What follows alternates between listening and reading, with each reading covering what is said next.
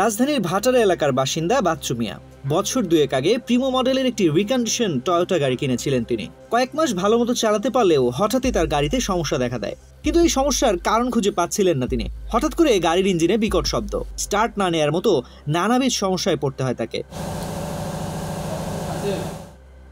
গাড়ি সমস্যা নিয়ে নতুন বাজারে এক গ্যারেজে নেওয়ার পর তিনি জানতে পারেন ভেজাল জ্বালানি তেল ব্যবহারের কারণে গাড়ির ইঞ্জিন বিকল হয়েছে।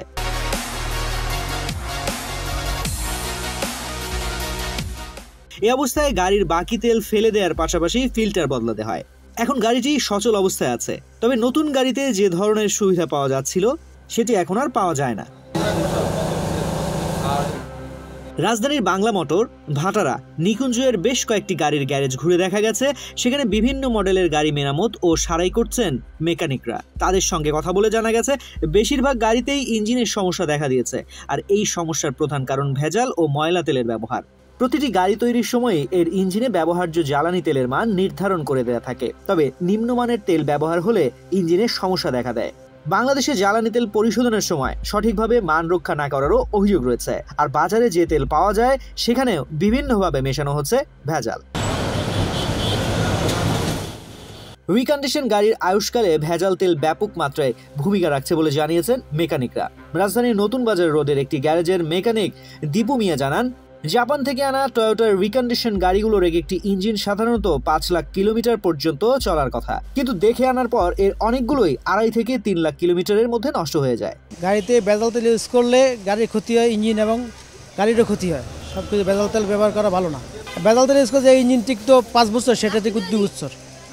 এই হলো মূল কাহিনী। বেশি দিন টিকে না ভেজাল তেলের গাড়ি, ইঞ্জিন পরিষ্কার করে এবং ইঞ্জেক্টার এবং পিস্টন এগুলো সব খাই ফেলায়।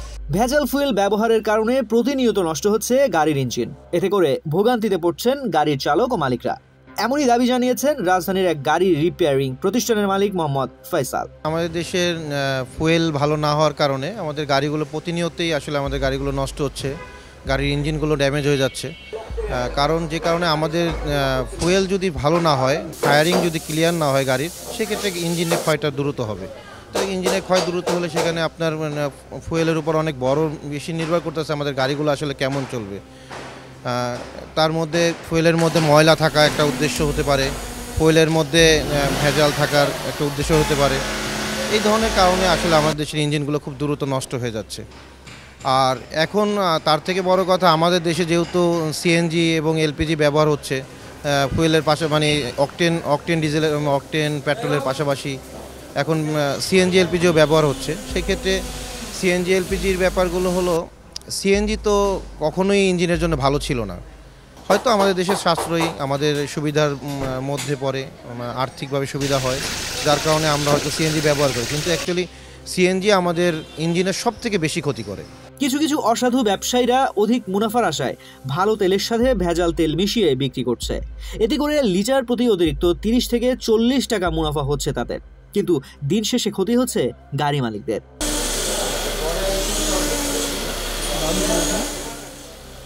তেল ব্যবহারে গাড়ির ইঞ্জিন অনেক বছর ভালো সার্ভিস দেয় বলে জানিয়েছেন Nikunja model service centre and filling স্টেশনের ম্যানেজার জাহিদুর রহমান।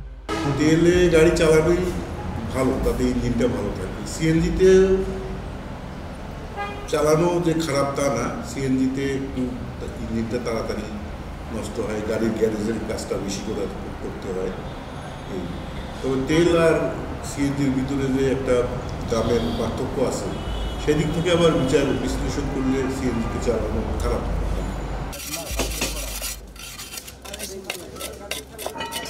গাড়িতে ভেজাল জ্বালানি তেল ব্যবহারের কারণে গাড়ির ইঞ্জিনটি নষ্ট হয়ে যায়। মেকানিক্সরা জানান, গাড়ির যে ইঞ্জিন 10 বছর ব্যবহার করা যেত, সেই ইঞ্জিনটি ভেজাল তেল ব্যবহারের কারণে মাত্র 2 বছরেই নষ্ট হয়ে যায়, অকেজো হয়ে পড়ে সহজেই। মোহাম্মদ মেহেদি হাসান, বাংলাদেশ প্রতিদিন, ঢাকা।